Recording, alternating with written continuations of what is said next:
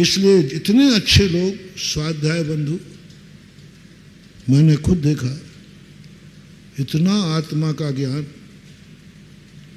24 घंटे समय सार पढ़ते हैं। आत्मा के अलावा कुछ नहीं,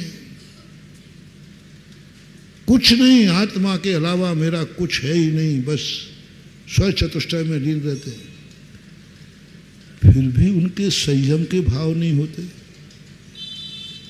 फिर भी उनका संसार नहीं छूट रहा है, फिर भी गृहस्थी की माया जाल नहीं छूट रहा है। आत्मा का ज्ञान है फिर भी नहीं छूटा, छूटेगा भी नहीं। आप खुद देख लेना, जितने जितने लोगों ने आत्मा की चर्चा करने वाले हैं वे कभी संयम लेते हुए नहीं पाए जाएंगे। ये 50 साल का मेरा संग्रह है। जिन जिन को आत्मा का ज्ञान मात्र है, जो 24 घंटे आत्मा की चर्चा करते हैं, वे कभी संसार छोड़ करके मोक्ष मार्ग में नहीं आएंगे। यदि कोई नाम एकाध हो तो अपवाद समझ लेना। 99% मैं शेयर कर रहा हूँ, अशोकनगर तो इसका उदाहरण है।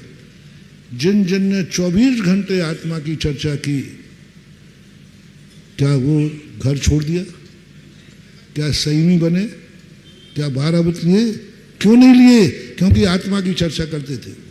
मूल कारण है, मूल हेतु बना रहा हूं।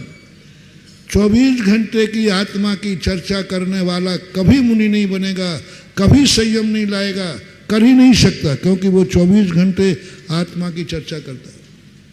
शुद्ध का ज्ञान है, शुद्ध का ज्ञान करने वाला कभी शुद्ध को प्राप्त नहीं होगा, कभी नहीं होगा,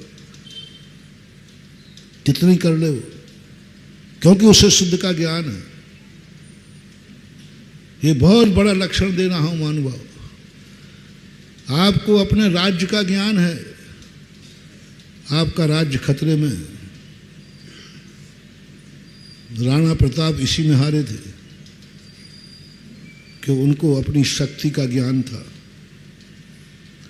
उन्हें अपनी तलवार पर विश्वास था, मेरी तलवार के सामने कोई टिक ही नहीं सकता, मेरा राज्य कभी सुरक्षित है।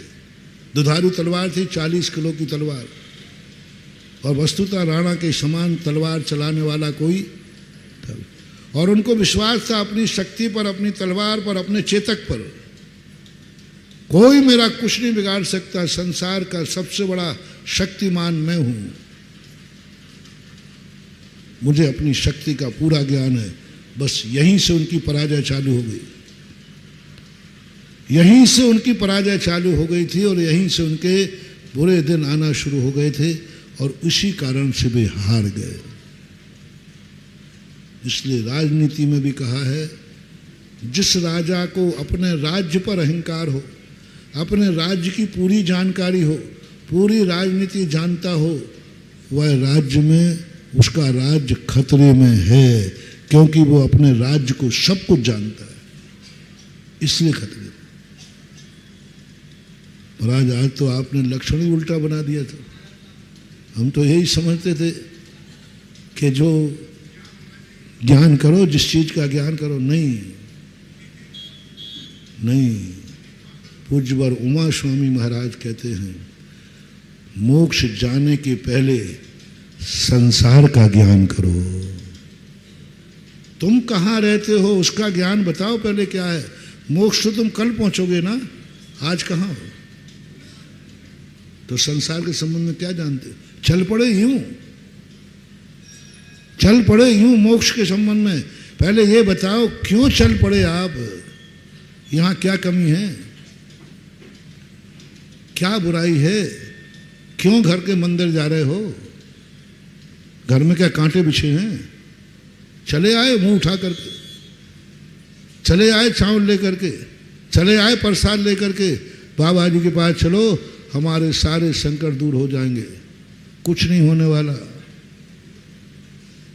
घर का मंदिर आने के पहले आपके घर के संबंध में आप क्या जानते हैं?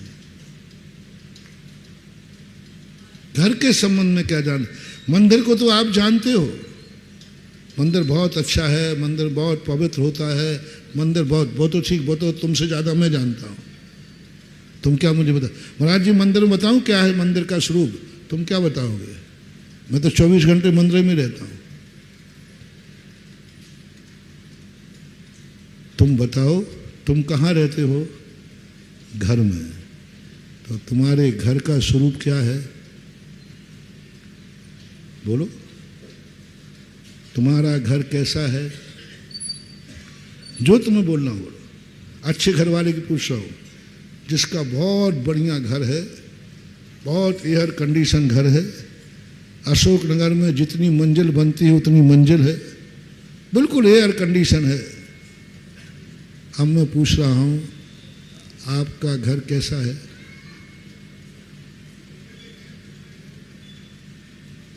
अच्छा बोलो, मुझे कोई आवाज जो है वही बोल, झूठ मत बोलना, बनावटी मत बोलना। आज के प्रवचन में तुमने बनावटी की बेटा तो तुम घाटे में जाओगे। झूठ बोले कौआ काटे। बहुत बढ़िया मकान है, गार्डन है, ये सब कुछ है। ऐसे मकान को तुम मंदिर में आए हो और गुरुजी ने प्रश्न किया है तुम्हारा मकान कैसा है, तुम्हारा घर कैसा है?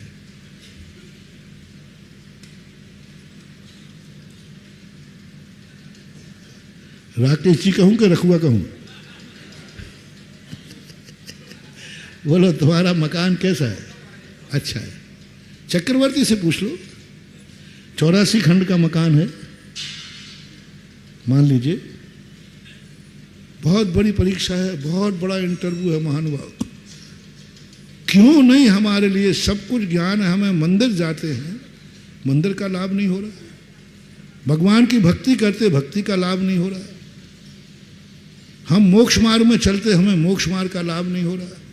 अनंत बार मुनि बन के मोक्ष नहीं मिल रहा है। क्या कारण है? थोड़ा सा अपन रुके, अब धर्म कर लिया बहुत।